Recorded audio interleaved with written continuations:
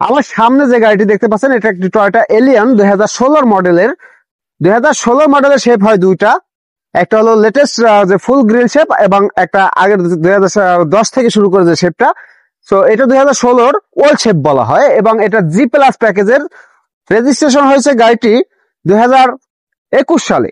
2021 সাল রেজিস্ট্রেশনের super fresh কন্ডিশনের এই গাড়িটি প্রজেকশন লাইট, বেজ ইন্টেরিয়র, গুটি ফেব্রিক সহকারে পাবেন এবং আমাদের সামনে থেকে শুরু করে পিছনে ভিতর পর্যন্ত অনেক গাড়ি কালেকশনে আপনারা পেয়ে যাবেন ইনশাআল্লাহ। আমরা পর্যায়ক্রমে আস্তে আস্তে আমরা ভিতরের দিকে ঢুকে যাব।